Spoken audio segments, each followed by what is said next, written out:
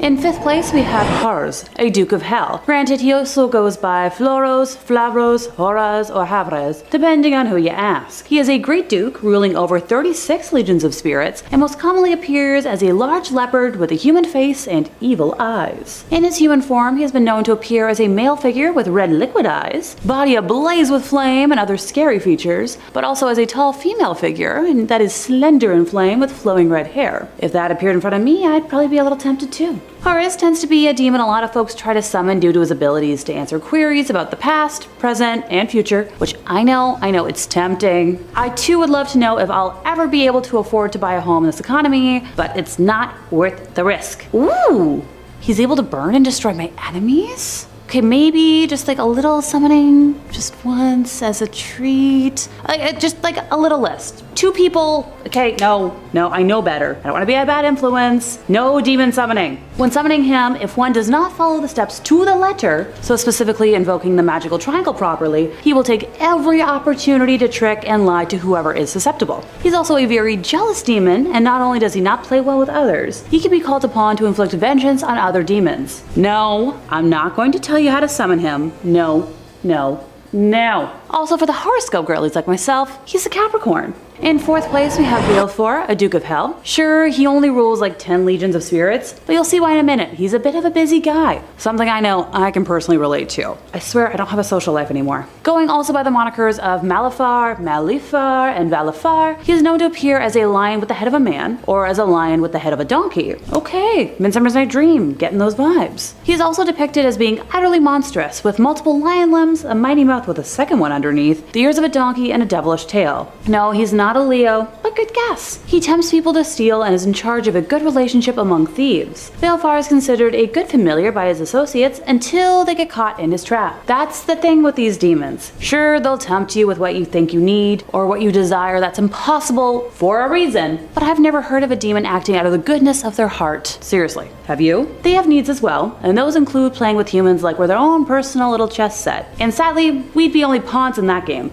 No powerful queens here. Or so you could think. A goal of his is to collect human greed and manifest it as glittering treasure, while he teaches loyalty and the art of manipulation. Other demons refer to him as a tricky a-hole, so do with that information what you will. Most demons tend to show up, do what's needed, and then buzz off to wherever they need to go next. But Valifar will join you on whatever adventures you go on, even after the original summoning. But you should be careful, because if you're not smart enough or you're a bad sorcerer, he's gonna trick you as well. I'm not shocked. You shouldn't be shocked. He's able to manipulate angels and wizards to commit crimes and steal secrets for his own benefit, and he can use hellfire to dazzle the enemy with blinding explosions or to attack and defend himself. So while watching whoever he perceives as an enemy, he can use combustion to end someone by making them burn alive and create a wall of hellfire on command. Funny enough, he's a Taurus, so happy birthday, you stubborn demonic thing. No, you are not invited to any birthday parties. In 3rd place, we have Vine, an Earl and King of Hell. History isn't quite sure if he rules over 19 or 36 legions of beings, which is pretty dang scary to think about. I'd love a fact check down in the comments if anyone considers themselves more of, an expert. The significance of his name seems to be from the Latin word vinea, vine, which is also the name given to an ancient war machine made of wood and covered with leather and branches used to overthrow walls. In terms of his appearance, once summoned, he will show up resembling a lion and holding a viper in his hands. No, I don't do snakes. If requested to change that appearance, he'll present in human form with long black hair, black wings, and now holding a golden cane. Okay, I know there's some people out there who might be attracted to this, visually, guilty, but don't take that as encouragement to summon him. A pretty face is not worth it. Trust me. Known as one of the most difficult demons to summon and work with, he's also one of the only demons who can identify witches and warlocks without being previously informed about their abilities, along with having the ability to tell the past and future. Vine is insensitive to humanity and cares very little for harming those who summon him, making him wildly unpredictable and dangerous to summon, along with having the power to take souls without requiring permission. In terms of abilities, Vine can create or summon hellstorms that fire lightning bolts that will explode or incinerate an intended target. The storms will literally track down the target until the goal is accomplished. He can also create or summon hellfire rains that have the ability to burn a human alive and incinerate them, and they're gonna follow that target until their job is done. Oh, and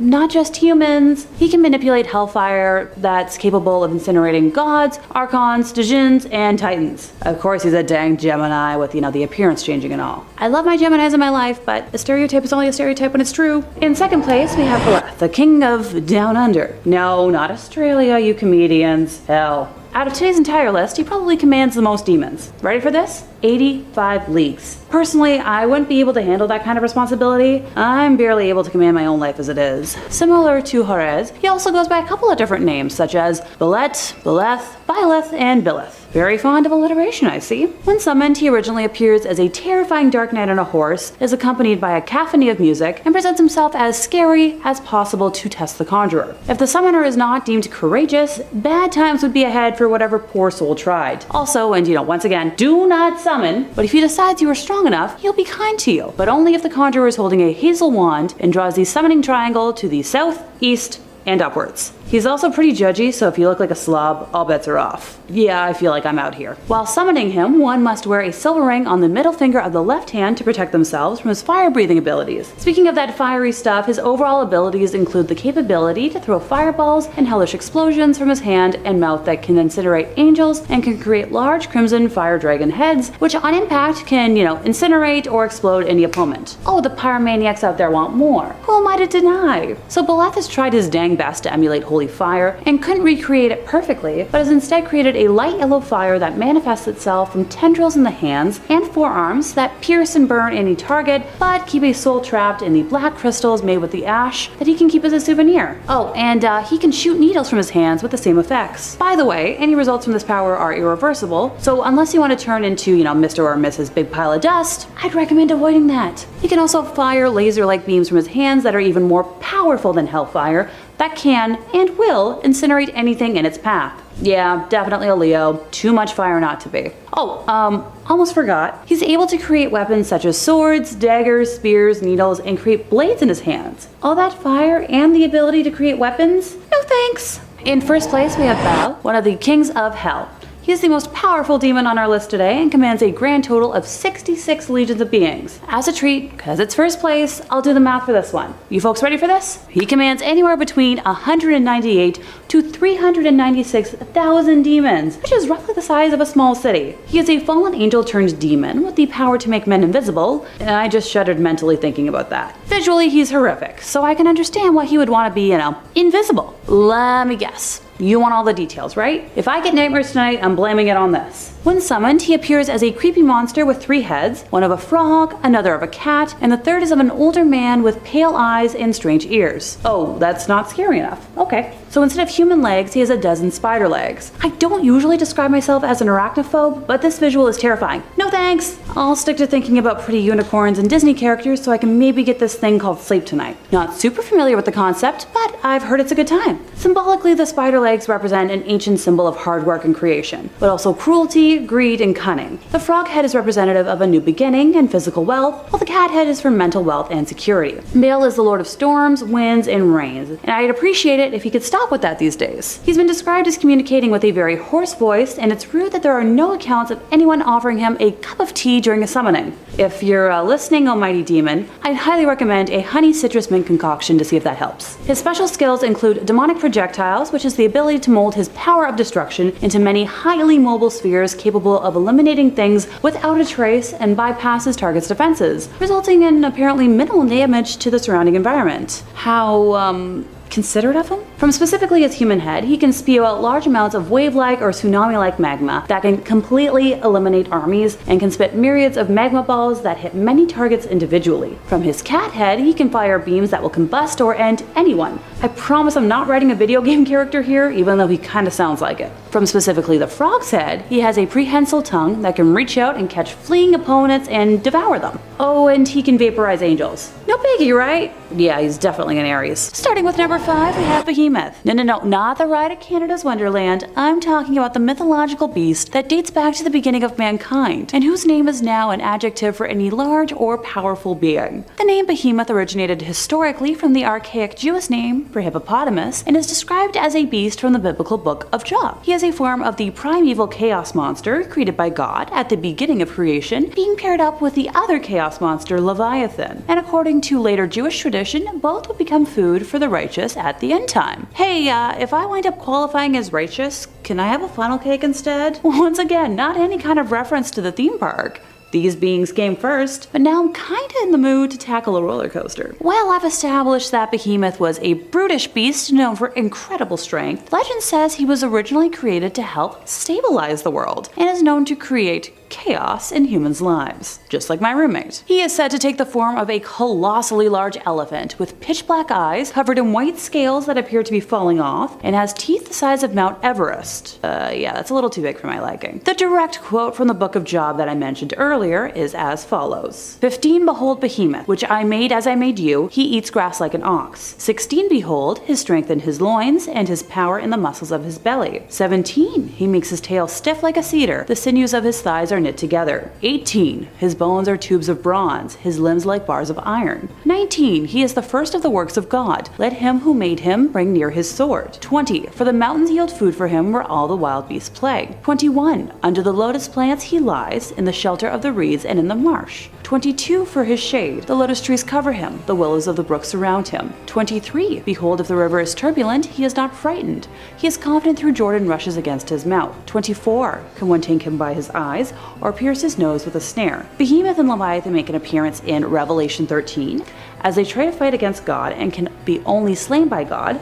Thessalonians 2:8, Revelation 19:19-20, both these beasts are extremely strong, unruly, and untamable in nature. In Revelation 13:11-12, then I saw another beast coming up out of the earth, and he had 2 horns, like a lamb, and he spoke as a dragon. 12, he exercises all the authority of the first beast in his presence, and he makes the earth and those who dwell in it to worship the first beast, whose fatal wound was healed. And that's enough Bible babble for right now. In 4th place, we have Vine, an Earl and King of Hell. This Earl commands a simple 36 legions of demons. Because I know y'all are gonna make me do the math for this one, a legion is anywhere from 3,000 to 6,000 demons. So roughly between 108 to 216,000 demons. Where's my gold star for calculating that? And how are there so many demons? The significance of his name seems to be from the Latin word vinea, vine, which is also the name given to an ancient war machine made of wood and covered with leather and branches, used to overthrow walls. In terms of his appearance, once summoned, he will show up resembling a lion and holding a viper in his hands. Now, I don't do well with snakes, so if you request him to change said appearance, he will present in human form, with long black hair, black wings, and now holding a golden cane. I know there's people out there who might be attracted to this, present company included, but don't take that as encouragement to summon him. Known as one of the most difficult demons to summon and work with, he is also one of the only demons who can identify witches and warlocks without being previously informed about their abilities, along with having the ability to tell the past and future, which I can see is kinda tempting. Vine is insensitive to humanity and cares little for harming those who summon him, making him wildly unpredictable and dangerous to summon, along with having the power to take souls without requiring permission. I repeat, dangerous. Right in the middle of the pack, in 3rd place, we have Pazuzu. If your first response was to say bless you, we have the same sense of humor. You may be familiar with references made to him in The Exorcist and the House of Ashes video game, but we're not talking about Linda Blair's acting today. As an apotropaic entity, he was considered both a destructive and dangerous wind, but also a repellent to other demons, one who might safeguard the home from their influence if he was in the right mood. Remember, if he was in the right mood.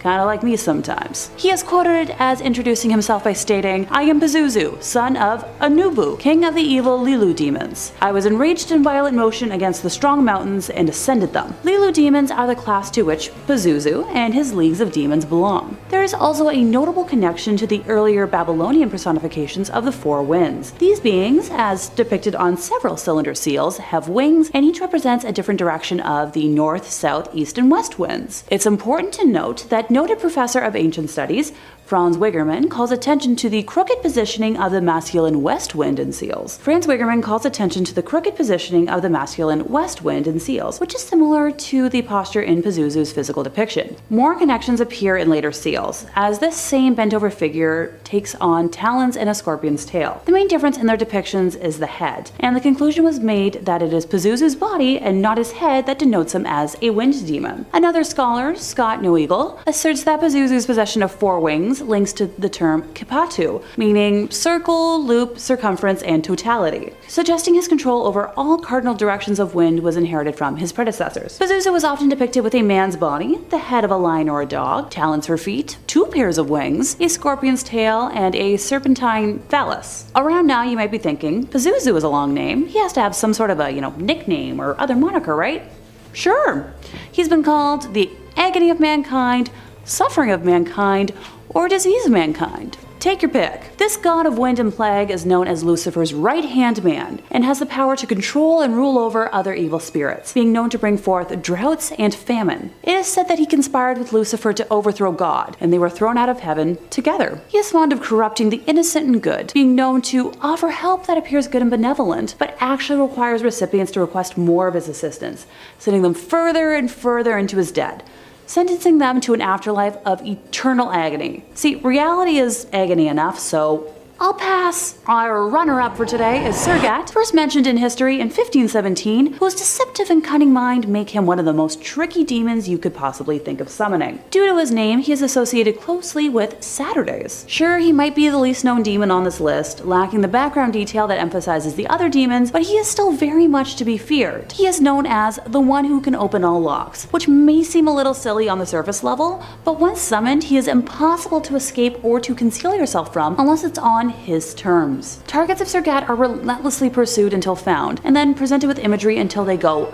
mad. He was the last demon to be summoned by known demon hunter and documentarist Pope Honorarius in his grimoire. Honorarius had thoroughly documented the strengths and weaknesses of every demon he summoned during his research into the oncoming War Against Demons, but had only written ability to open locks about Surgat before his untimely death, leaving history to believe Surgat was responsible for this event. Now, I'm not going to spell out how to summon him, because I hope I've made it clear enough by now that I exist to discourage that kind of behavior, but I did find it kind of neat that one would need a nail from an old coffin to do so. Oh, and before I forget, Surgat is invisible when he manifests, making him easy to lose track of. And in first place, we have Beelzebub, Lord of the Flies, Lord of Dung, and God of Filth himself. He is described visually as a smaller and hunched over creature with red or purple skin, ram horns, a forked tongue, and a long tail, along with incredibly powerful wings. Kinda sounds like a D&D character. He often prefers to appear as a fly when summoned, which may sound innocent until you consult history. Flies were believed to have been born from rotting flesh and,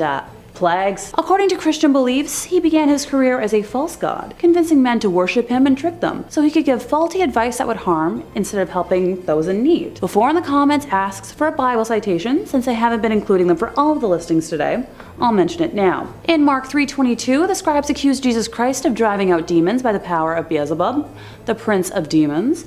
The name also appears in the expanded version in Matthew 12:24, 27, and Luke 11:15, 18, 19, as well as in Matthew 10:25. Jesus knew their thoughts and said to them, "Every kingdom divided against itself will be ruined, and every city or household divided against itself will not stand. If Satan drives out Satan, he is divided against himself. How then can his kingdom stand? And if I drive out demons by Beelzebub, by whom do your people drive them out? So then they will be your judges. But if I drive out demons by the Spirit of God, then the kingdom of God has come upon you." Funny. Hanging around this spooky stuff has me quoting the Bible more than I ever thought I would in my lifetime. Guess I should have paid more attention in my middle school religion classes, or when I was altar serving as a kid, instead of just figuring out the perfect angle to tip a candle at to splash wax on my arm. What? I never said I was a normal kid. Beelzebub is commonly described as placed high in hell's hierarchy. According to the stories of the 16th century occultist Johann Weyer, Beelzebub led a successful revolt against the devil, is the chief lieutenant officer of Lucifer, the emperor of hell, and presides over the Order of the Fly. And I thought I was a workaholic. The 17th century exorcist Sébastien Michaelis, in his admirable history, placed Beelzebub among the 3 most prominent fallen angels, the other 2 being Lucifer and Leviathan. John Milton, in his epic poem Paradise Lost, published in 1667, identified the unholy trinity of Beelzebub, Lucifer, and Astaroth, with Beelzebub as the second ranking of the many fallen angels, a quote from him claiming, "Satan except, none higher sat." In simple English, only second place is Satan here. His specialty is in tormenting mankind, causing wars, instigating murders, and known for his ability to place humans under the spell of other demons upon request. One thing historians haven't been able to settle on is which major sin he represents, with some claiming pride, others gluttony, but also some claim idolatry. Personally, since he allegedly originated from being a false god, I'm going to side with idolatry, but let me know in the comments which one you believe.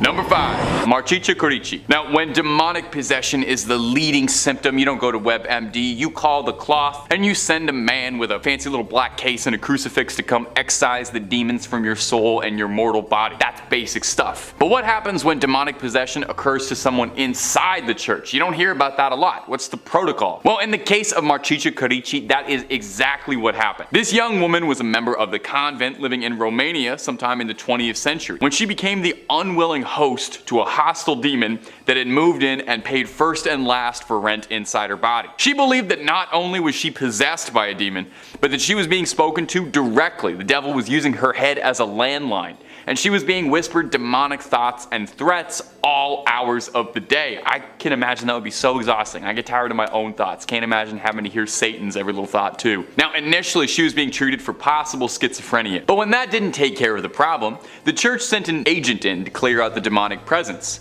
She was offered a little bit of holy water to drink, but gagged it up and was then restrained to be exorcised. Now, in my opinion, I feel like that's a bad test. I can't imagine holy water is really that refreshing.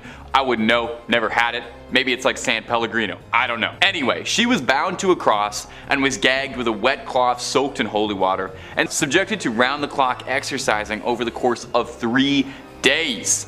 Now, she wasn't fed during this time, nor were any of her medical needs tended to, and shockingly, Marchicha would pass from her conditions, leaving this earth a free soul, if for nothing else. Now, the priest involved in the exorcism would later undergo investigation, and he would insist that he was innocent from his involvement with Marchicha's death, as he was simply trying to cure her the way God intended, and her death was an unfortunate incident as a result of the process. Yeah, sure, but isn't the point of an exorcism to, get the ghosts and demons out there so the host can go on living? In the end, the courts ruled that Marchicha's death was due to adrenaline injections when she was taken into hospital care. And if you're looking for way more stories of exorcism, demons, cryptids, true crime, fake crime, just about all that scary stuff, we've got all of that and then some.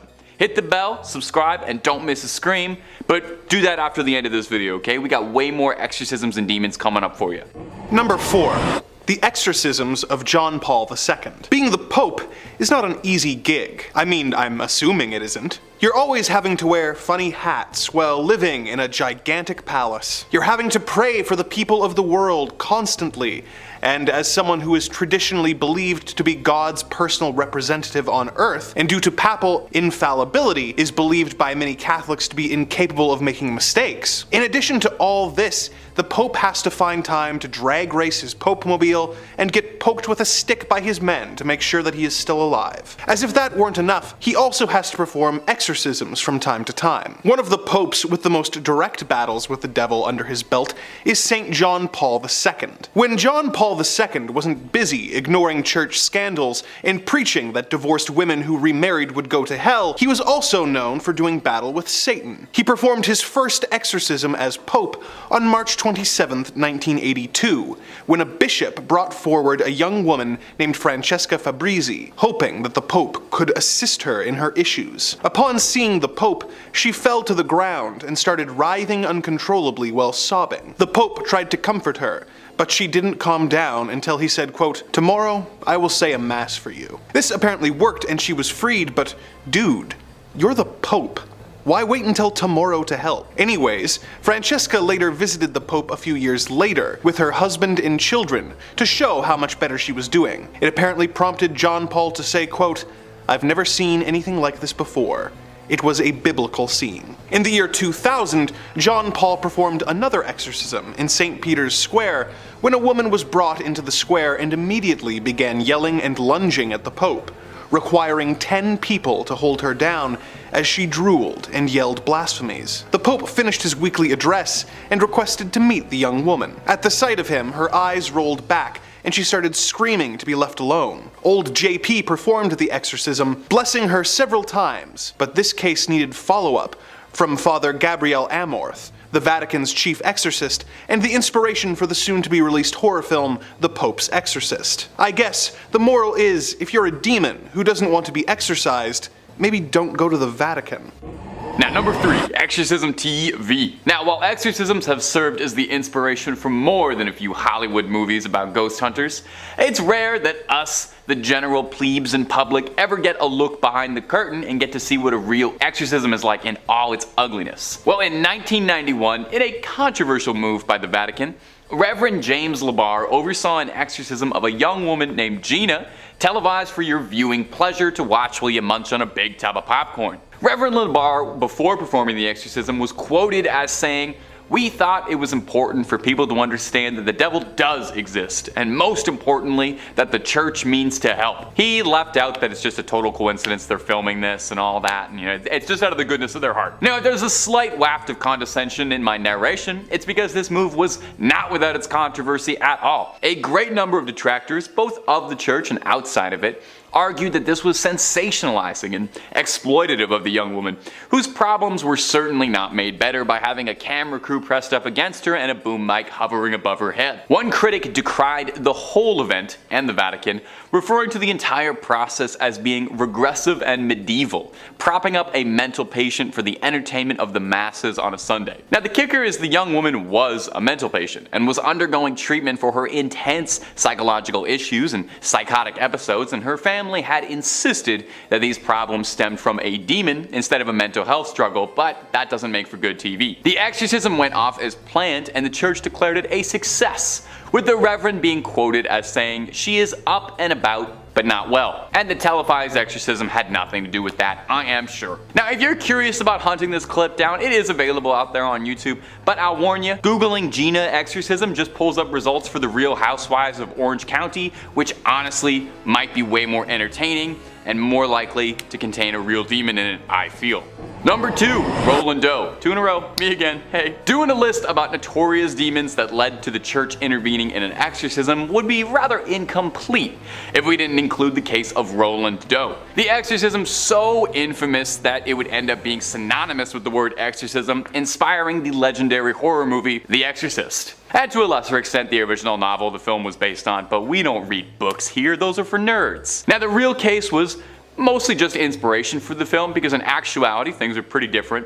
For one thing, instead of Reagan, the host in question was a boy named Roland Doe, who may never have thrown up any pea soup or twisted his head 180 degrees, but definitely had a spiritual problem. As a youngster, Doe was a socially isolated boy who didn't spend much time with anyone else in the neighborhood, instead spending most of his time with his Aunt Harriet, who was fascinated by the occult and spirit worlds. For a birthday one year, she gave onto Roland a Ouija board and taught him how to use it and taught him of all the spirit world. This would invite troubles into his life. After Aunt Harriet would pass, it wasn't long before strange things started plaguing the Doe household. Growling from out of nowhere, furniture moving.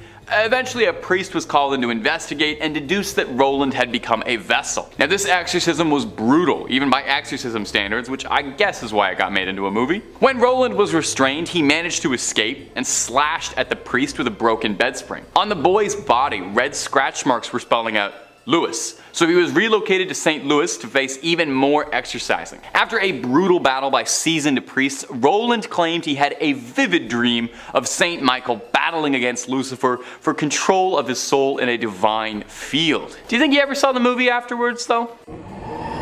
Number 1. This loser. In Germany in the 1930s, a new political party came into power, stoking the country's nationalism and pandering to xenophobia against the Jewish people of the country in order to justify horrible atrocities and efforts to invade other countries, thus kicking off the Second World War. This political party was called the National Socialist Germans Worker Party, but most people refer to them as idiots. Their leader, Hitler, was an evil man who led his country into fascism, caused the extermination of more than 6 million Jewish lives, and started a war that led to between 70 to 85 million people dying. In the face of all the harm this art school reject caused, many people wonder how it is possible for one man to have been so evil. Some have theorized that he was a sociopath, and others have said that anyone is capable of such atrocities if they are given the authority and power to act against those they have prejudice against. But Others believe there was another element of a more supernatural nature at play. Some people thought that the Fuhrer was so evil because he was possessed by a demon. One of the people who thought this was the Pope. Vatican documents released in 2006 showed that the Pope of the era, the Venerable Pius XII, believed that little Dolphy was diabolically possessed. One of the requirements for an exorcism is that it is carried out in the physical presence of the afflicted party with their expressed consent. But as Pius was concerned about the mass exterminations taking place, he decided to take a literal Hail Mary approach against dipshitler's attempts to take over the world. In the privacy of his private chambers, Pius performed a long-distance ritual of liberation of the devil on the German leader, hoping that God would expel the devil from the mustachioed twerp and bring an end to the atrocities that were being committed. Whether it be because the Pope's long-distance prayer powers weren't up to snuff, or because the evil in question was human in nature rather than demonic, the exorcism failed and the war continued, despite the Pope's hope for divine intervention. Number 5. The Invisible Guest. Our first clip today was posted to Reddit, and it's a delightfully strange one. It's CCTV footage of a security guard working in Buenos Aires at a hospital late at night around 3 a.m. Now, traditionally, that's kind of like the witching hour, but like no big deal or anything. Anyway, take a quick little look at the clip for us.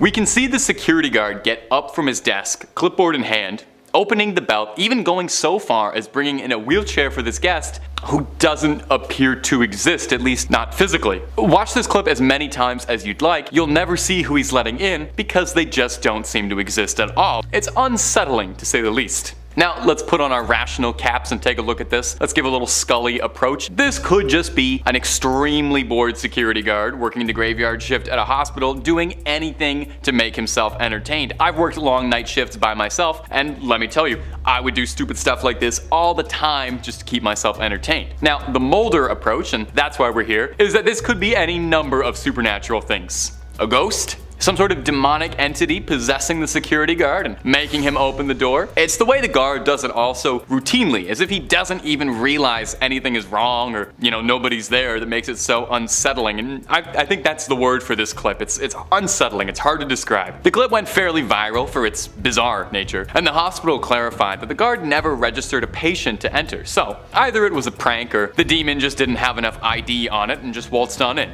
So let me know what you all think. Is this a bored prankster or something supernatural piercing the veil? And if you're looking for a lot more strange security footage, cryptids, creatures, tales of the unknown, or tales of the very known, Top 5 Scary has all of that and then some in spades. We've got just about everything scary you could possibly think of. So click on through, subscribe if you'd like, but stay watching this video, okay? Because we got way more scary stuff coming up for you in just a second. Number 4, a gnome. Our next clip looks like something out of the start of a low-budget, like A24 horror movie. I started watching this clip and I thought it was kind of boring, and then as soon as it got going, I literally pressed my nose to the computer screen, so I hope you do the same. This clip was posted to the subreddit Humanoid Encounters and explained that this had happened to their relatives, and they don't really know what's going on. But what we can see in the clip is bizarre. Someone is outside on their front porch, shining a light into the darkness, trying to find what is stalking them on their property. It can be a little hard to see, but behind this big rock we see what looks like tiny little hands peering out, trying not to be seen, playing a spectral game of hide and seek. It's really difficult to figure out what's going on in this clip. We only have this flashlight helping us out here, but it almost seems too like there may be more than one of these creepy little crawlies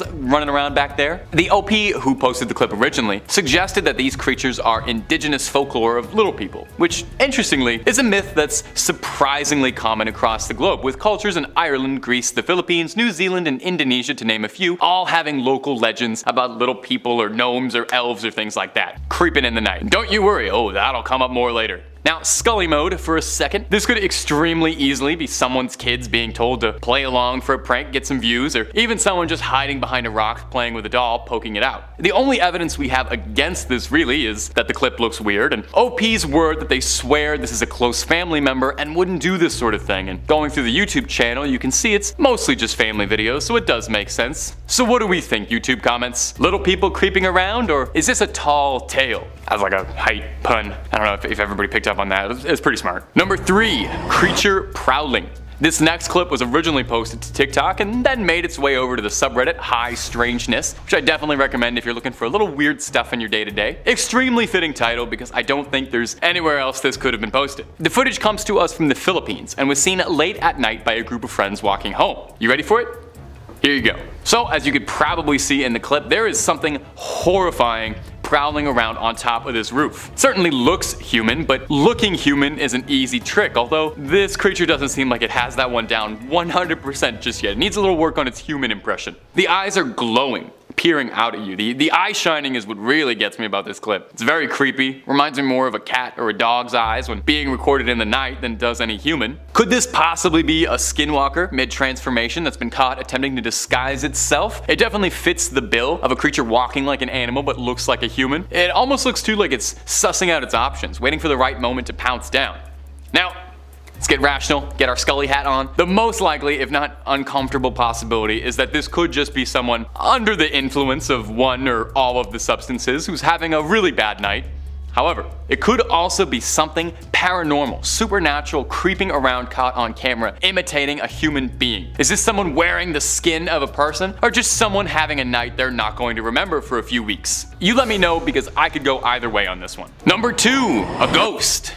Coming up next is this clip that was making the rounds of an Instagram user going live. The user was complaining that he had seen something strange earlier in the day. He had mentioned that he had seen what he believed to be a dog man that he thought he saw, a fairly popular cryptid that gets mentioned every now and again and has been kind of picking up in popularity lately. He was talking on the live and then happened to hear something strange outside, so naturally he went to go look and the results were horrifying. Let's watch the clip.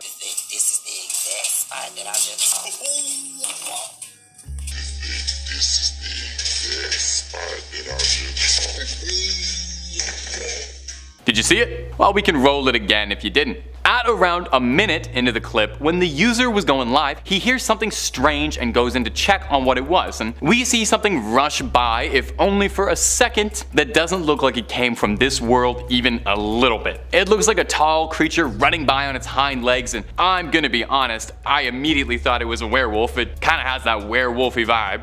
Here's the thing about this one. Either this video is one of the best fakes I have ever seen, with a fantastic creature effects budget and some real impressive practical effect wizardry, and it's got an actor who really knows how to sell being scared, or this is actually something that happened to a real terrified guy and we caught his reaction live. I think it being on Instagram Live lends a little bit of credibility, I think, since it makes these things a lot harder to fake when you have to do it live. Ask any stage production. The thing doesn't seem like it's someone in a costume either. The silhouette looks all wrong. It really just does look like it was a werewolf caught on tape. Scully mode. I don't know. I don't know. I don't know if I have one. Molder mode. That is a werewolf. Full stop. That's a real werewolf. Why don't you all let me know down below in the comments what we think that might be down there, but that's a werewolf. I don't know if you're gonna be able to convince me otherwise. At number 1, the Costa Rica creature. Now, I spent a long time looking at some weird CCTV footage, door cam, blurry cell phone footage, trying to find something just weird and freaky to show you all for this video, and well, I think I've saved the best for last here. This footage was captured from a ring light security camera, and it's maybe one of the scariest things I've seen in a hot minute. Now, you take a little look-see for me, and I don't blame you at all if you need to scroll down to hide in the comments. It's safe there.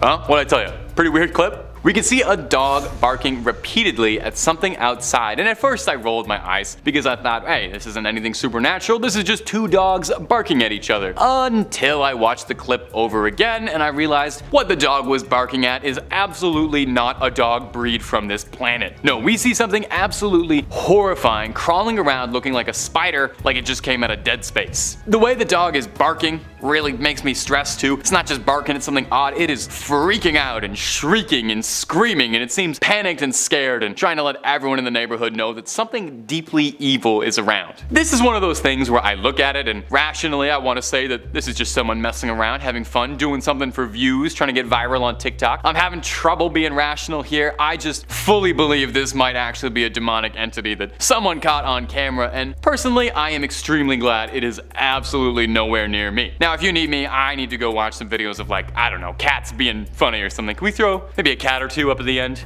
A nice cute little guy, little palate cleanser for everybody. Number 5. The incubus. One of the more taboo evil demons on this list is the incubus, the male equivalent to a succubus. While a succubus is known for seducing sleeping men in order to impregnate themselves with ghostly children, the incubus comes into a woman's bed while she is asleep and impregnates her. She then carries the baby to term, giving birth to deformed witches, wizards, or demons. Not all of these offspring become evil, however, with the first legend of a wizard being fathered by an incubus actually being the legendary wizard who served King Arthur during the days of Camelot, Merlin.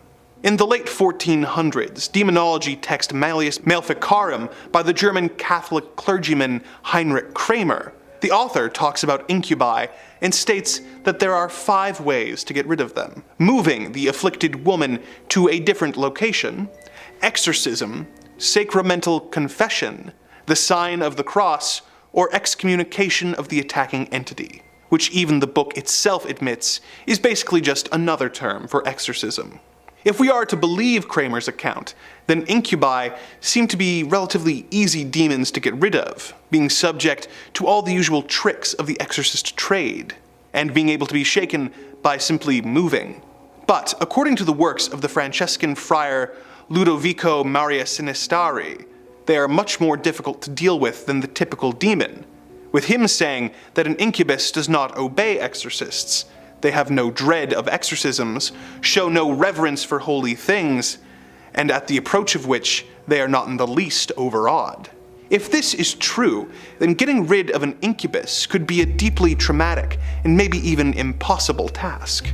Because we do not know which description of their strengths and weaknesses is the more accurate one, it is probably best to simply avoid any situations or rituals that could result in the summoning of an incubus, no matter how long of a dry spell you are dealing with, or how desperate you are becoming. Number 4. Mephistopheles. Mephistopheles, or Mephisto to his friends, is a demon who features prominently in German folklore. Although he has since become somewhat of a stock character, he is primarily known for the role he plays in the Faust legend. The Faust legend is inspired by the life of a real alchemist, astrologer, and magician named Johann Georg Faust, who lived in Germany during the late 1400s and early 1500s. It is unclear how closely Faust's life follows the legend it inspired, but the tale of his interactions with Mephistopheles have been passed down for centuries after his death. In the folk legend, Faust has become depressed with his life as a scholar and tries to take his own life. When the attempt fails, he calls on the devil, hoping to acquire magical powers that will allow him to indulge in all the earthly pleasures he can imagine. The devil then sends his representative, Mephistopheles, to make a deal with Faust. Faust and the demon broker a deal that will make Mephistopheles serve Faust with his powers for a set number of years. When that time is up, Mephisto will claim his soul and take Faust to hell, where he will be punished and forced to serve Satan for all of eternity. Faust uses Mephistopheles for a variety of purposes over the years, most famously to help him seduce a beautiful young maiden named Gretchen, with whom he has a child. When the child is born, Gretchen realizes the baby's unholy nature and throws the child into the waters, causing her to be arrested and executed for murder. Faust is corrupted and realizes his sins are unforgivable, and he is carried away to hell by Mephistopheles. True or not, the Faust legend has become deeply ingrained in culture, and despite the initial benefits Mephistopheles may present you with, he is not worth summoning. Number 3. The Popobawa. The Popobawa is one of the more recent demonic creatures on this list, with its first sightings being in 1965. The Popobawa is a Zanzibar legend, whose name literally translates to bat wings. This name is not a description of the creature's actual physical form, but rather a description of the large dark shadow that it casts during its attacks. Sightings of the creature have been reported periodically throughout the years in Zanzibar, with stories from the 70s, 80s, and reaching their peak in 1995, before taking a 5-year hiatus and then being seen again in 2000 and 2007. One of the most popular explanations for this demonic creature is that a sheik man released a Djinn in order to get revenge against his neighbors, but soon lost control of the Djinn, who took to demonic ways. The Popo Bawa is described as a shapeshifter who takes many different forms, often switching from humanoid to animalistic shapes. It is known for being accompanied by a sulfuric odor, and it tends to visit homesteads at night and on rare occasions during the day. It is indiscriminate in its choice of victims, going from home to home and attacking all members of the family, before engaging in physical attacks, poltergeist behavior, and most feared of all, forced sodomy. It then moves on to the next home in the community. Victims of Popo Bawa attacks are often encouraged to come forward with their story in order to get the community protection, in order to avoid repeat visits from the demonic creature. The creature apparently becomes enraged if their existence is denied, and during one incident in 1971 possessed a young girl who then spoke to a group of villagers in a deep man's voice to confirm its existence.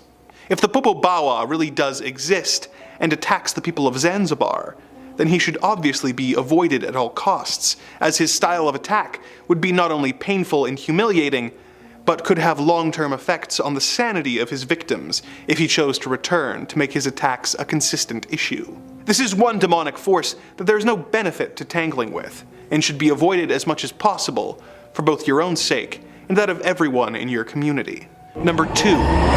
Any of the demons in the Lesser Key of Solomon.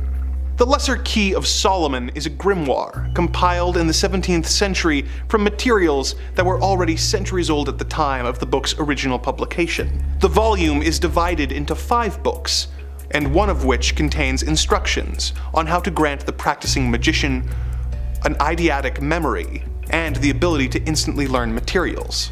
Another of the books teaches the user how to contact angels using a wax tablet and a method known as scrying. 2 of the other books describe the 24 different angels and their relation to the 24 hours in the day, and the 360 spirits of the degrees of the zodiac. However, the Lesser Key's most famous book is known as Ars Goetia, which contains 72 sigils, each representing a different demon, as well as instructions on how to summon the 72 demons and even how to control them. Before you go searching for a copy at Barnes & Noble, consider the following. The Lesser Key of Solomon is apparently a cursed book, with anyone who owns a copy of it reportedly being subject to constant bad luck, or in some cases even death. Some owners of the book have reported seeing the pages turning by themselves and even flying across the room, while hearing whispers and seeing dark shadow people. If this warning has reached you too late and you have already fallen victim to this horrible curse, the good news is that it can apparently be broken by burning all the pages and disposing of the ashes. No one knows for sure who wrote the Lesser Key of Solomon. Some of course believe that it was written by King Solomon himself as a gift for his son, but others believe that it was actually dictated by some of the 72 demons in order to give themselves a means of crossing over to our world. Whoever actually wrote it, I hope that it was done with the purpose of helping us control the dark forces that are knocking on the door of reality, and not the other way around. As there is no way to know for sure who is responsible for this demonic grimoire, the smart move would probably be to avoid the book, and avoid using it, and summoning forces beyond your understanding or control, who wish to claim your soul for their own. Number 1. Master Leonard. Who would have thought that someone named Leonard could be frightening, and yet here we are. Leonard is one of the spirits or demons featured in the 1818 demonology text, the Dictionnaire Infernal, by Jacques Collin, which describes various demons as well as their hierarchies. Leonard is described as a 3-horned goat with the face of a man who uses his horns to initiate his followers and grant them satanic powers. His job title is Grand Master of the Nocturnal Orgies of Demons, which is undeniably an impressive job title. He is known for having banquets thrown in his honor by his followers, where they all consume the flesh of a stillborn goat, which is then eaten without salt and boiled with reptiles in order to depurify the sinless meat. He also has a habit of transforming into a handsome young soldier and luring young women into the wilderness where he will impregnate them, with all the resulting children being stillborn as an offering to sin. Male followers of Leonard are granted the ability to transform into monstrous animals, or even into the incubi, which we already detailed. What makes Leonard so frightening isn't just his ability to corrupt people, but the idea that his actions directly lead to more demonic creatures that we are unable to effectively fight being created. In order to keep our world as demon-free as possible, Master Leonard and his parties should probably be avoided, no matter how fun some parts of them might seem. With that, another one of our journeys together is complete. I hope that you have come away from this with a greater understanding of the evil forces that are at work in the world, and why it would be unwise to interact with or summon them in any way. The evil forces that run this dark dimension have asked that I remind you to like, comment, and subscribe, lest they be forced to offer you up as a sacrifice to the various creatures of hell. Nothing in this world is free, so ask yourself, would you rather pay for this video with engagement or your eternal soul? Number 5, Driveway Alien. Coming up first on our list is going to be this weird video of what looks to be, I'm gonna be honest with you, a visitor from another world touching down on the driveway. Now you wouldn't expect aliens to make first contact in Colorado, but hey, here we are. In the video, we can see a really scrawny little creature running up and down Vivian Gomez's driveway. This creature had people talking after she posted the video to Facebook because, well, look at it. What is it? It's almost like it's got these giant, like, elephant ears flopping around when it moves, and I'm not gonna lie to you, this looks a lot like Dobby from Harry Potter, so we might have to seriously entertain the possibility that this is an elf that just got a sock and is running in happiness to be free. The woman whose driveway caught the security footage, Vivian Gomez, had this to offer alongside the video when she posted it on Facebook. So I woke up on Sunday morning and saw this on my camera, and I'm trying to figure out what the heck. First, I saw this shadow walking from my front door, and then I saw this thing. Has anyone else seen this on their cameras? The other 2 cameras didn't pick it up for some reason. Now, unfortunately, her security system would only film for about 10 seconds or so. So this is the only footage she had of the mysterious driveway creature. Gomez clarified for everyone that whatever this thing was, it wasn't her son. It wasn't a kid in a costume, because she doesn't let him out by himself that late. Although I think there's definitely a real question to be asked that she saw this thing running down her driveway late at night, and she considered the very real possibility that it might be her son. Like I said, I'm pretty sure the most reasonable, rational explanation is that this is a freed house elf very excited for his future in the first time. Or an alien, very possibly. Could be an alien that just touched down, or could also be a Terminator traveling in time. That's why it looked naked. Gang, let me know down below what you think this mystery monster could have been. I'm curious to hear your input. And if you're looking for more scary content, don't even move a finger. We'll have scary videos playing after this one and hundreds more on the channel. Drop a subscribe for fresh screams in your inbox every day, twice a day. Number 4, the Tentacle Beast. Now, let's take a deep dive underwater for our next one and take a look at something freaky and tentacly. Ah, this feels nice. This feels like getting back to my roots talking about weird sea creatures. You know how much I love the Megalodon. A research crew comprised of marine biologists spotted the strange creature while on board the EV Nautilus, a research vessel used by the Ocean Exploration Trust, a non-profit that conducts deep sea research. While they were down there, they captured footage of a gigantic, bizarre tentacled sea creature swimming around the depths, and researchers have yet to be able to correctly identify it, leaving them to wonder if perhaps this is the discovery of a new species entirely. Luckily, they caught footage of this weird little thing so we can all enjoy it. The creature has a bunch of tentacles extending 16 inches from nearly 7-foot long stalk, and a single polyp with barbed tentacles cupping the polyp like spiky petals. The creature kind of looks like a bizarre, angry, spiky flower flowing through the water more than it does any other marine life I can think of. I'm pretty sure I saw this thing swimming around in the corner in one of the 800 scenes about swimming in Avatar 2. This nasty little thing was found 8,000 meters beneath the surface, where all the truly terrifying life starts to form and Mother Nature gets really creative in a Jackson Pollock kind of way. The expedition's lead researcher, one Steve Alskovich, and a deep sea biologist, described the sighting as fascinating, and I'd describe it as horrifying, but hey, we each do our own thing. From time to time, we come across something that we never expected to see, and those are often the most powerful observations. Look, I'll stop you right there, man. That sounds way too much like Jurassic Park dialogue for me to feel 100% comfortable. I'll stay where I am, you stay where you are. we'll stay in each other's lanes. Number 3, the Night Walker. Coming up next is a mysterious figure that was recorded on security camera footage from Moorhead, Kentucky. That's in the US if you didn't know. Brought to us by trusted name in paranormal news, Paranormality magazine. The video got a ton of attention, garnering 500,000 views or so, and you can see why. It shows this wretched, pale, hunched over creature running around what looks like a downtown parking lot. What's really creepy about this whole thing is trying to figure out how big it is, you know? It's hunched over, which doesn't make it any easier, but you try and compare it to the car in the video and you can kind of see that it looks like it only comes up to the trunk. Is it a goblin?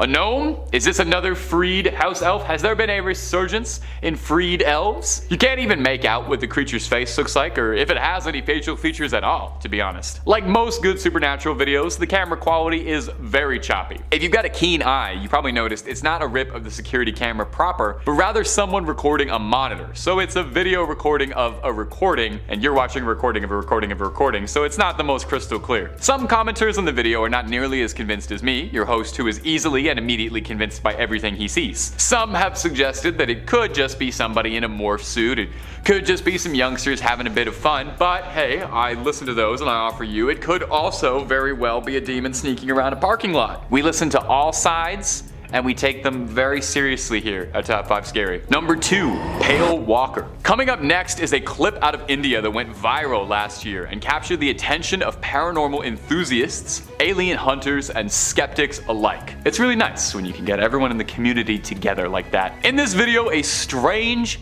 pale humanoid-like figure was spotted walking across the road in India, baffling the heck out of just about everybody who saw it. Whatever it was filmed walking alone steadily on a bridge at night in Yarkand in eastern India, staggering through the night. The thing resembles a human enough, and that's what my brain tells me it is, that's what Occam's razor suggests it should be. But the more you look at it, the more you start to wonder if maybe, just maybe, this might be something else. The creature is gangly, and it has these long arms and long legs, pale white skin, and a very skinny torso. Gosh, imagine having a skinny torso, being very pale, having very long arms, and gangly.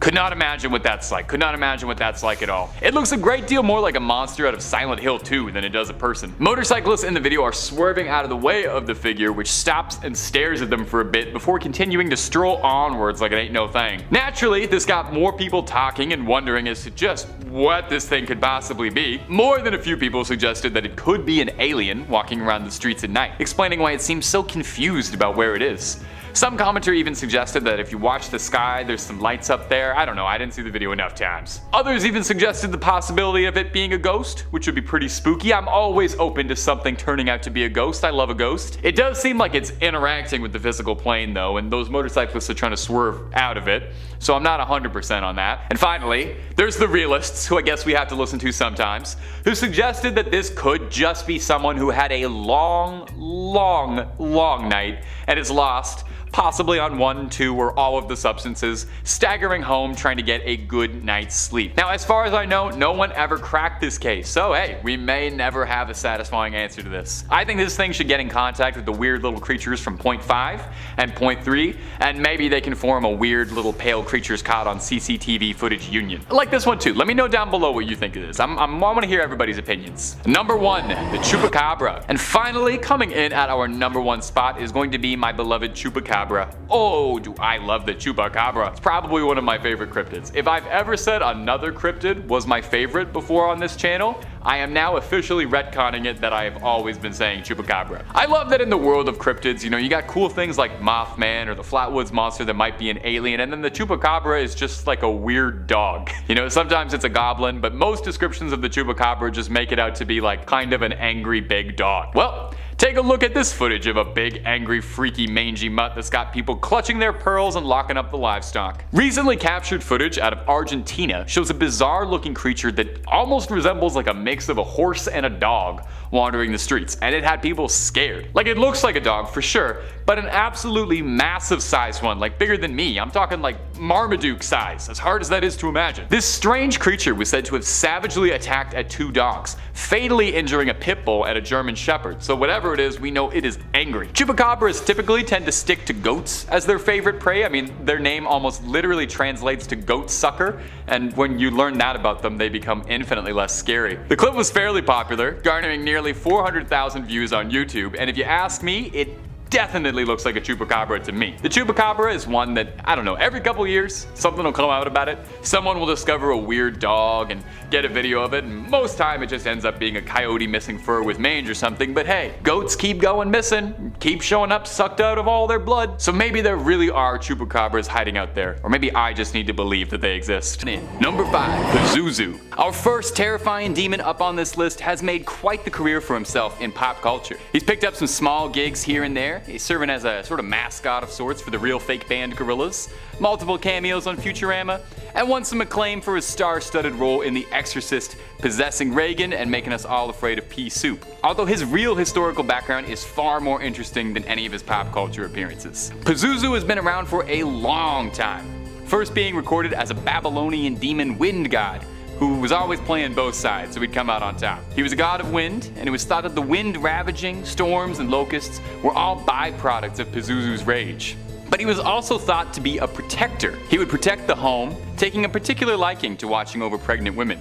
He was an incredibly destructive force in nature, and when it would come time to throw down, Pazuzu would fly across the world, breaking the wings of other demons to prevent them from getting into any trouble. Sort of like a demonic Batman. His portrayal in The Exorcist is probably where most people know him from and assume those things about him, where he's seen as a much more plain Jane possessing demon, lacking his impressive wings and other traits, and not doing a whole lot of flying around or anything with the wind, focusing a lot more on projectile vomiting and harassing a couple of priests. The real Pazuzu is a lot cooler than his Exorcist appearance, but no doubt more people know about that than they do an ancient Babylonian wind god. I don't think I'd like to spend much time with either incarnation face to face, and those priests definitely didn't want to either. Now ghouls, goblins, lend me your ears, and subscribe if you wouldn't mind. Number 4. Belphegor. Now another demon who's had his moment in pop culture. Maybe you recognize Belphegor from Supernatural's first fledgling season, all the way back when the boys were wide-eyed and hadn't even died once yet. Or maybe if you're a Persona fan, you recognize Belphegor as the perpetually bored demon on the can. It's a video game with a talking cat.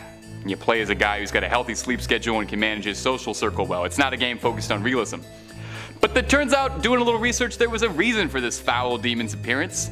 One of the 7 princes of hell, the demonic icon of sloth's favorite offering isn't blood or a fresh goat, but a little mud pie, feces if you want to get scientific with it. Look, I'm not going to judge, and I'm not going to ask what he's doing with it.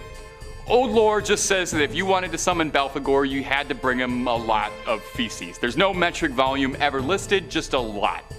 If you do summon him, he'll trade you wondrous riches, expand your ability to discover new things, expand your consciousness, but at the cost of the temptation of your mortal soul, and you'll also probably never be able to wash your hands clean again. I'm sorry, I don't usually work so blue.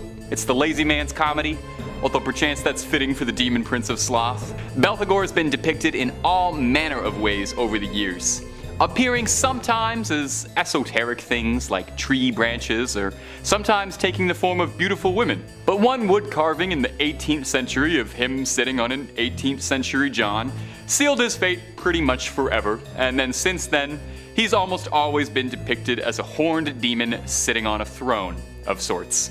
Belphegor, I want to make something clear here. I'm not making fun of you. I'm trying to make sense of all this. Number 3, the Legion. Now, this next demon is a tiny bit of a cheat because although it's supposed to be a top 5 list, I'm about to make it a top 500,000 list. This next demon is known as the Legion, for it is many. The Legion's first documented recording is from the Gospel of Mark, where Jesus Christ encountered a man possessed by a demon. When he spoke to the man in an effort to exorcise him, he asked for the name of the demon inside him, and the man responded, Legion, for there were many devils inside him. Upon being exorcised from the man, the Legion asked if it could instead be transferred to a herd of pigs, which he then obliged. Now the Legion is pretty atypical when it comes to demons. It's not the prince of anything, it's not the manifestation of any one sin, and it's not any one thing at all. The Legion is made of countless demons that all function together in unison like a hive mind. When one has a thought, the rest of the Legion obeys. When one member of the Legion speaks, the rest of them speak all at once. Now sometimes the armies of Satan are referred to as the legions of hell, but I guess the Legion is a separate thing altogether. It must make filling out forms very difficult. No one's really sure what sort of demons the Legion are or what they look like even. It's just agreed that there's a lot of them all working together on their common goals. Like I said, no one really knows what they look like, but if you've ever seen a horde of, anything all in one place, you can't imagine that it would be anything pleasant. Now, the Legion isn't as much of a pop culture starlet as some of the other demons I've mentioned on this list, but that doesn't mean that it's influenced things in pop culture. The phrase Legion for we are many appears in all sorts of different things, probably because it's just a very cool way to describe yourself. A recurring boss fight in the Castlevania video games called Legion appears as a writhing mass of bodies, no doubt inspired by the story. And the character in Mass Effect named Legion is an AI life form comprised of thousands of individual AI working in tandem, who directly references the story, introducing itself, saying we are Legion for we are many. And while I'm on it, Legion was the entire best character in Mass Effect, but that's neither here nor there. Sleep easy, big guy. Number 2, Beelzebub. Now we're getting into the big hitters. Beelzebub is thought to be one of the first angels to have ever fallen to hell, alongside Leviathan and Lucifer himself. He and Lucifer actually have a bit of an identity crisis, as the two are sometimes thought to be interchangeable. They must have similar haircuts. Some demonologists argue that Beelzebub is another name for Lucifer, and some others pose that he's one of his most trusted lieutenants. But whatever Beelzebub is, everyone can agree that he's pretty horrifying. His history is fairly interesting. It's thought that his namesake is a mockery of the god Baal, an ancient Bronze Age god of fertility.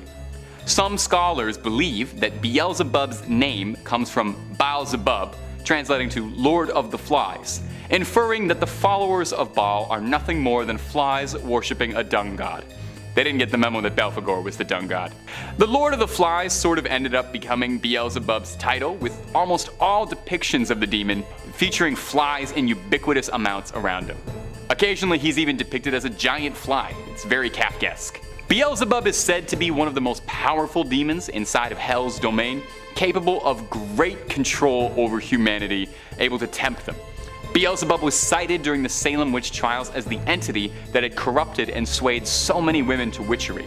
Now, there's some discrepancy as to what sin Beelzebub is thought to preside over, with some offerings saying that he represents pride, some others saying that he represents gluttony, which I would say probably seems a little more fitting for a fly demon anyway, and he's most commonly associated with gluttony. Number 1, Asmodeus. Yeah, it probably would have made a lot of sense to have Lucifer as the number 1 spot on this list. I mean, he's the king of hell and all that. So let's just take this moment, give him an honorable mention, and say he's at the number 0 spot, just because I thought it was a little obvious, and I'm pretty sure you know who Satan is, and there's other demons we could talk about, bring up some unknown ones. So filling in at the number 1 spot is Asmodeus, one of the princes of hell and the embodiment of the cardinal sin of lust. Asmodeus fell from heaven alongside the other fallen angels, reforming as a prince of hell. Asmodeus is said to have been married to Lilith, the primordial she-demon, famed for her banishing from the Garden of Eden and famed for destroying Frasier Crane. Lilith was cursed and banished for her defilement and depicted as a temptress, and Asmodeus saw all that and was like, hey girl, I'm into all that stuff. You want to procreate an endless stream of demons into the world and reign over a dominion of chaos? And the rest is wedded bliss. Depictions of Asmodeus vary pretty wildly from case to case. Occasionally, he's drawn as a handsome young fella, but most commonly, he's depicted as a squat, vaguely humanoid creature with a rooster leg, the tail of a snake, 3 heads, comprising of a bull, a goat, and a scruffy demon head as the center. Asmodeus presides over lust with the help of his beloved Lilith, and the two tempt humans with madness and desire to ruin people with lechery. Somehow this wasn't enough for Asmodeus though, as some stories also describe Asmodeus as having command over the betting halls of hell and is responsible for tempting man's souls towards gambling. Number 5, Mammon. There's nothing wrong with wanting a little, right? It's nice to want. Nothing better than having a little money and power. For most of us who weren't born into a Fortune 500 lineage, it might be a little bit tricky unless you got a little bit help.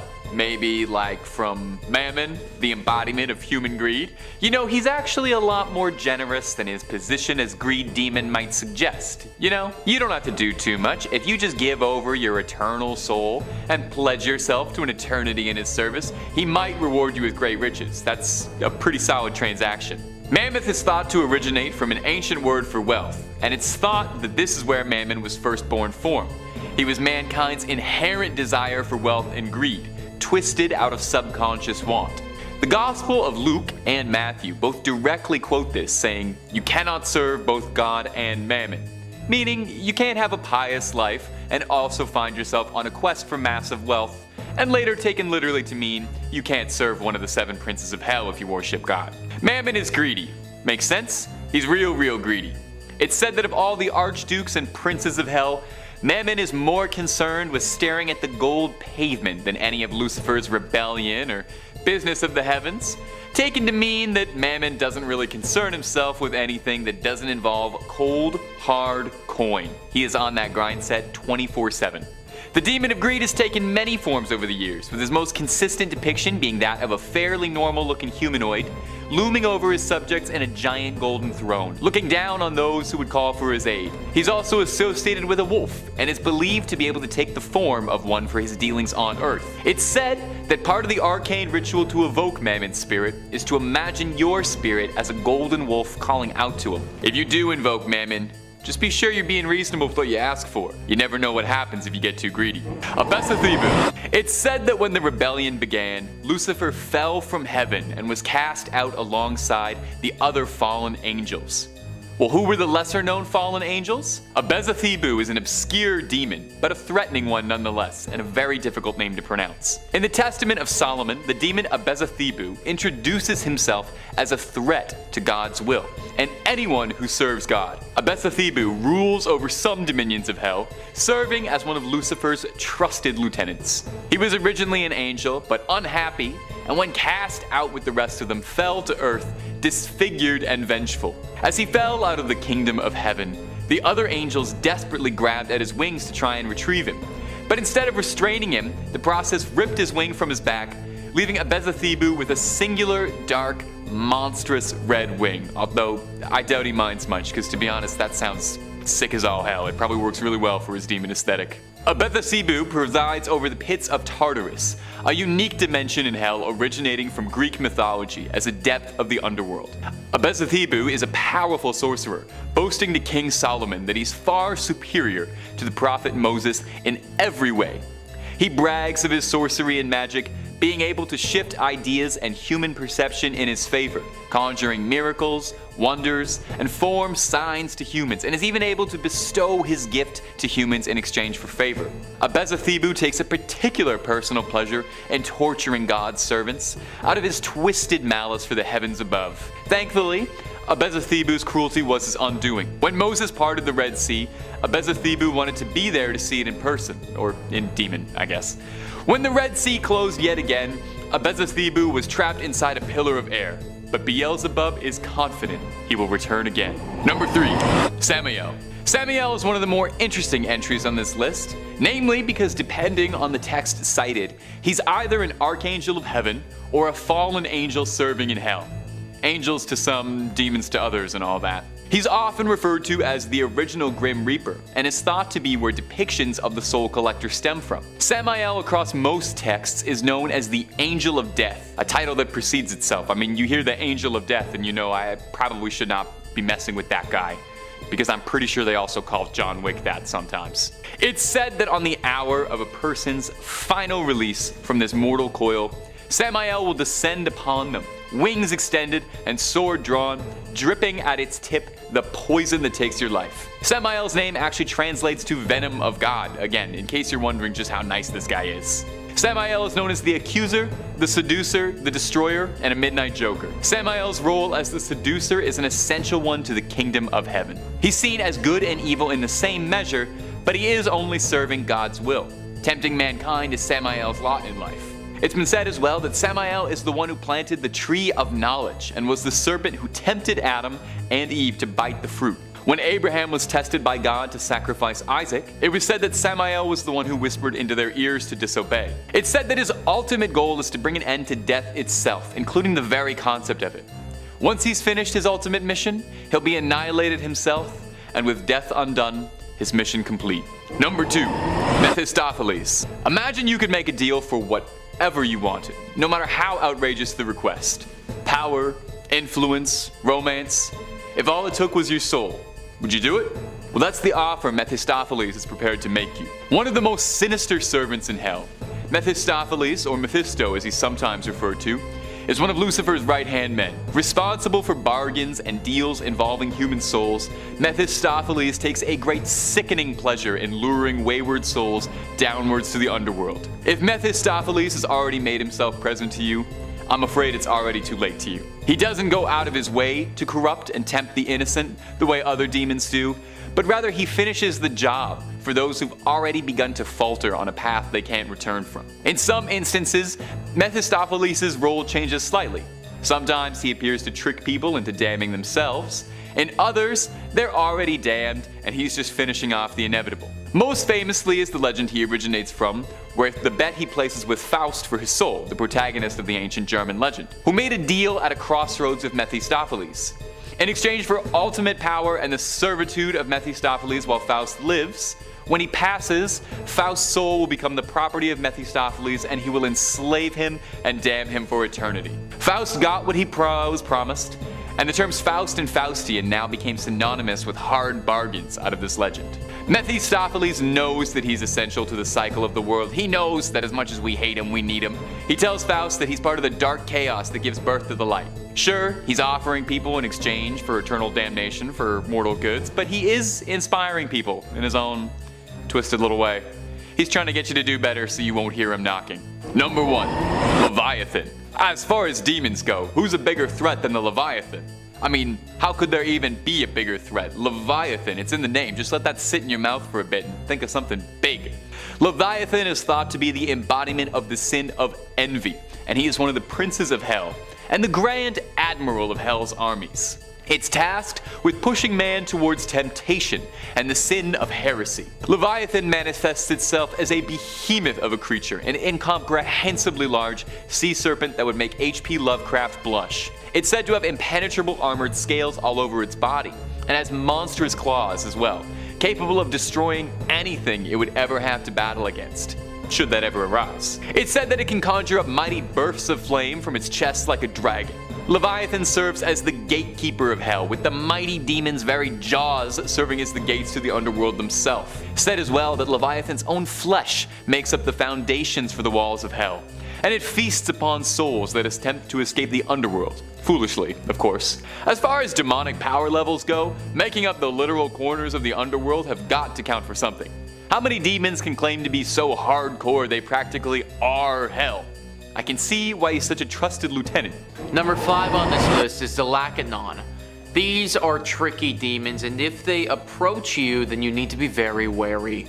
Wikipedia says the Leviathans are a race of elf-like creatures in Philippine mythology. In Visayans, they were believed to be handsome and beautiful creatures that resemble nobles and monarchs of the pre-Hispanic Philippines.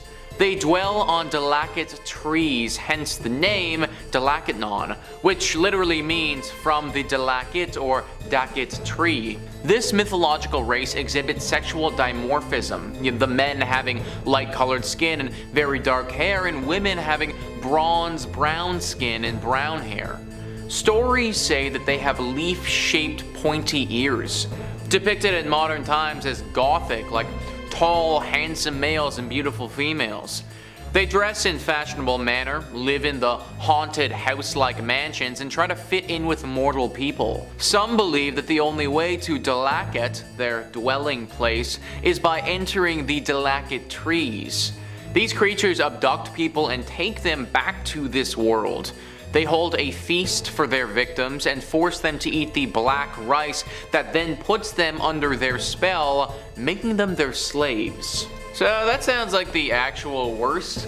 You get taken to their mystical land and then forced to eat this rice, which, I mean, I can only imagine is gonna be something really gross, because then it makes you their slave. My question is, what the hell does becoming their slave even entail? Like, what is this world that I now live in, and what is it that I have to do here? I guess I'm in some evil elf-like hell or something, but that doesn't really sound like a great time. The biggest problem with this is that you need to be super vigilant, or else it's very likely that they could get you. If you don't notice those pointy ears, then that could be game over, guys. Number 4 on this list is the Amalanhig. The Amalanhig are sort of like the Philippines version of a zombie. Myths and folklore says, in the Philippine mythology, the Amalanhig or Maranhig are flightless aswang that came back to life after death. They rise from their grave after failing to pass their power to a relative. Upon rising from the grave, these Amalanhig lurk in the woods and live as bloodsuckers. At night, they go to nearby villages to prey on the residents using their sharp pointed tongue. Aside from the Amalanhig of Aswang origins, some deceased humans could also turn into Amalanhig. These are people who died with unfinished business or were murdered and came back for revenge. The Amalanhig with unfinished business are relentless in pursuing the persons they have chosen to fulfill their goals. Avenging Amalanhig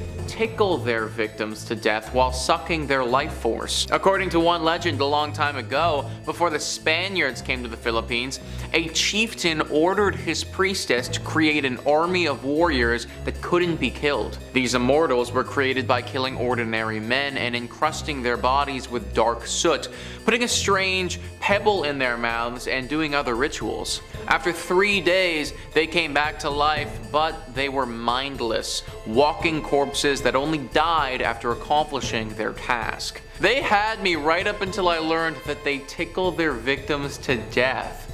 Like, don't get me wrong, I still do not want to run into something like this, but I guess it's just hard to be scared of something that's gonna tickle me to death. The whole sucking my life force thing, yeah, that sounds like the worst. I don't want any part of that. But tickling? Really? We couldn't have come up with any other way of murdering people, guys? Number 3 on this list is the Pugot. I get serious Stranger Things Demogorgon vibes with this next demon creature. Myths and folklore says, in the Philippine mythology, the Pugot, which translates to the decapitated one, is a mythical fiend that's found in the Ilocos region. It can assume various shapes such as hogs, dogs, or even as humans. However, it usually appears as a black, gigantic, headless being. The creature usually resides in dark places or deserted houses. However, they especially like living in trees such as the duhot, santol, and tamarind.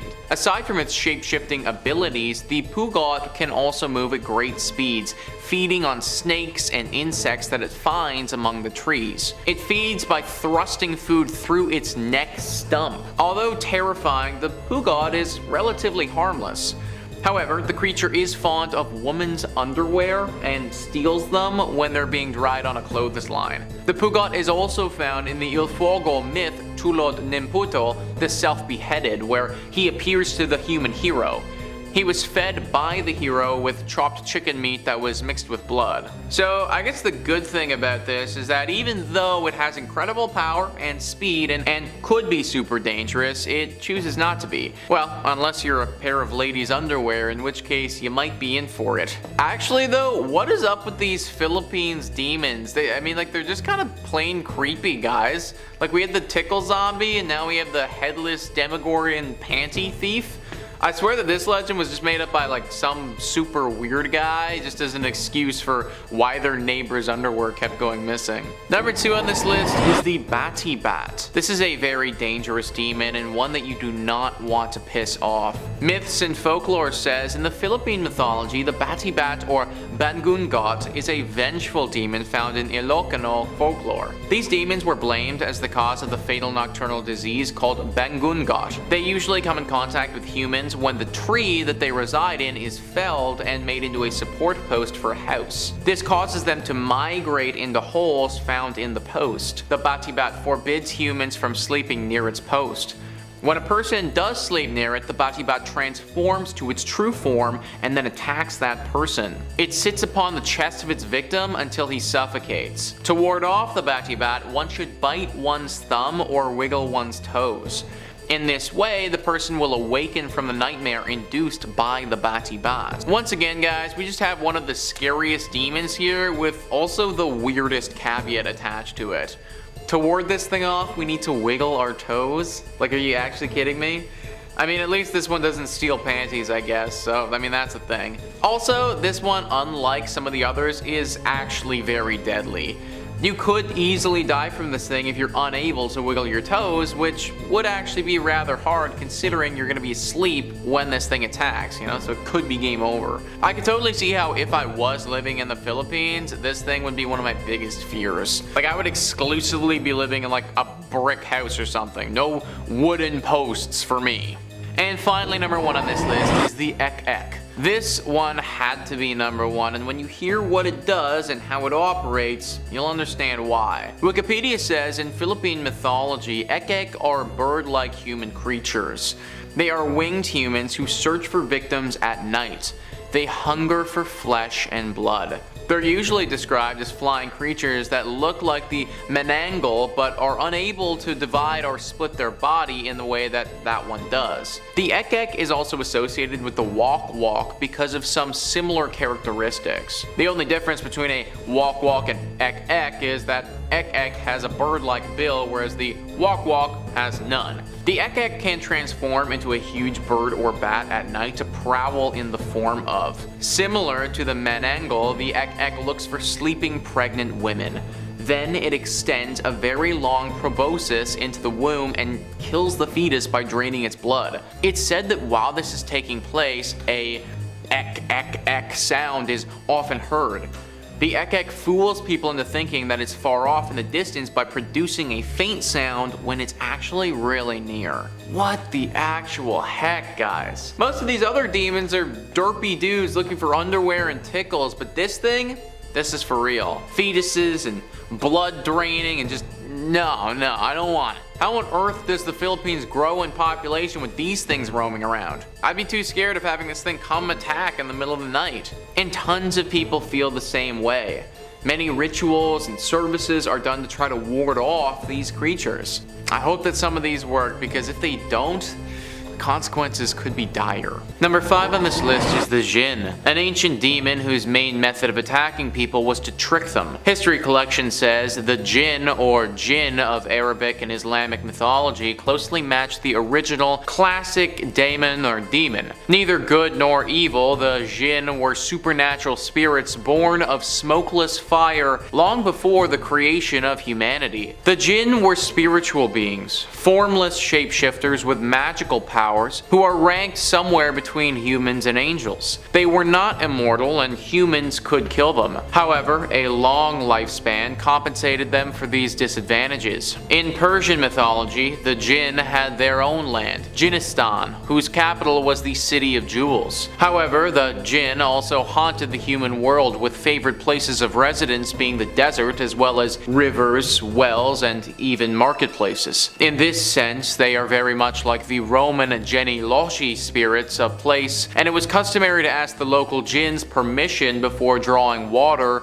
or even traveling into alien territory. If they appeared before humans, the Djinn could appear as animals, monsters, or people. Whatever form they took, people could quickly identify them by their flaming eyes, which were also vertical rather than horizontal. This unusual attribute gave the Djinn a sinister appearance that married well with some of their more suspect traits. For although the Djinn could be helpers, they were also known to be malicious tricksters. In the worst scenarios, they would raise storms and cause disease, insanity, and death. Islam teaches that every human has an evil Djinn whose sole purpose is to tempt its human opposite into evil. This reputation for malevolence is compounded by the fact the chief Djinn, Iblis, is also known as Azazel, the Islamic devil. So yeah, I don't think summoning these guys is the best plan. You could literally release a massive disease on your whole city or something like that. Also, you need to be extremely mentally stable and strong to not get tricked by these evil things into doing something that you don't want to do. Speaking as a pretty gullible individual, this would really not be a good idea for me. Number 4 on this list is the Yaoguai. Unless you want your literal life force to get eaten, I wouldn't summon these demons. History Collection says the Yaoguai, or strange ghosts or strange devils, were mythical Chinese demons who, like the Azura, desired immortality and godhood. They included in their number animal spirits such as the fox spirits and fallen celestial beings. However, even though they acquired their powers through the practice of Taoism, the Yaoguai cared little for the balance between light and dark. They were firmly on the dark side and would stop at nothing to achieve their goals of deification. They believed they could accomplish this goal by consuming the life force of holy men. One tale of the Yaoguai appears in the 16th century Chinese novel Journey to the West. The story tells of the pursuit of the holy man Yao Xiang by Bei Guzhong, or White Bones Demon. However, unfortunately for Bei Guzhong, Yao Xiang was traveling in the company of Sun Wukong, or the Monkey King. The company first encountered the evil spirit disguised as a young girl searching for food. However, the Monkey King saw through the demon's disguise and drove it off with his staff. The Bei Guzhong tried again, firstly disguised as an old woman and finally as an old man. This final time, the Monkey King killed the demon, revealing its true form, a skeleton. Staffs, however, were not the only way to deal with these demons. As they lived in the underworld, the Chinese believed they were afraid of the light. So bonfires, fireworks, and torches were the perfect way to keep them at bay. So if you summon this thing, you may not even know that you have, because it could appear as something else entirely. So, unless you have the awareness and power of the Monkey King, which, no offense, I kinda doubt you do, this demon will probably end up getting the better of you. Number 3 on this list is Baelor. Baelor was said to be the chief of a demonic tribe in Celtic culture. He and this tribe threatened the Celtic people with death and destruction constantly. It was also a pretty actionable threat because Baelor was a literal giant. So he and his tribe could obliterate any human resistance if they so chose to do so. His overall strength and size wasn't his best weapon though. His best weapon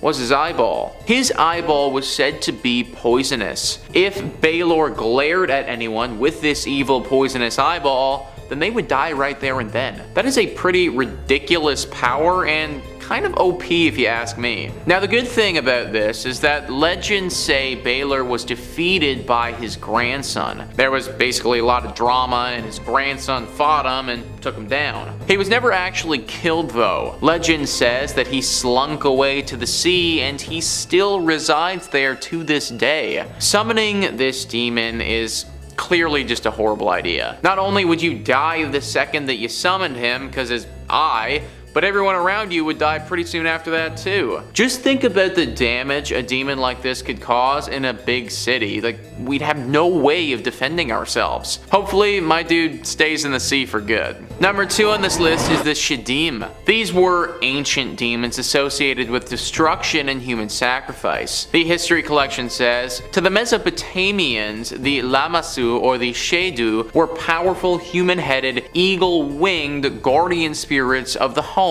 or the state. The Mesopotamians erected statues of these powerful entities who had the body of either a bull or lion at the gates of palaces or cities. There, they were well placed to ward off invading armies and ensure peace to those within the city walls. In ordinary households, images of the Shedu were carved on clay tablets and buried under the threshold to ensure peace and happiness within. When the Israelites encountered the Shedu, however, they interpreted them in a very different way. Some of them took up the Mesopotamian custom of worshipping them, hence disapproving references in the Old Testament to how such people sacrificed unto devils, not to God, to gods whom they knew not, to new gods that came newly up, whom your fathers feared not. Now, to the Jewish mainstream, the Shedu were false idols that possessed statues and masqueraded as gods. As such, they were evil, and so became the Shedim, demons associated with destruction, illness, and human sacrifice. So I guess if you were Mesopotamian, then you could summon these guys and it'd be all good, but if you're anyone else, probably not a good idea. I don't know about you guys, but I'm not trying to deal with a demon full of destruction and illness and just don't want to handle any of that. So no thank you, not trying to get sacrificed today. Number 1 on this list is Allah. So instead of reaching for a Nature Valley bar, this demon would grab the occasional child when she was hungry. Just great. The history collection says Allah is a female demon from Eastern Europe who, like many demons, seems to be derived from a belief in nature and weather spirits that could cause disaster and disease. Allah was believed to reside in clouds, lakes, and springs, or remote mountains or caves, or in large trees. When she visited humankind, she could take many forms. Allah could manifest as a vast black wind or a female dragon, a large-mouthed human, or a raven. She could even possess people. All or any of these relate to Allah's primary characteristic, all-consuming greed. If angered, the demon could manifest violent, thunderous hailstorms to destroy fields, vineyards, and orchards. However, it was equally likely she would satisfy her enormous appetite by devouring the produce herself. And when not over-consuming stolen grape or grain, Allah also liked to snack on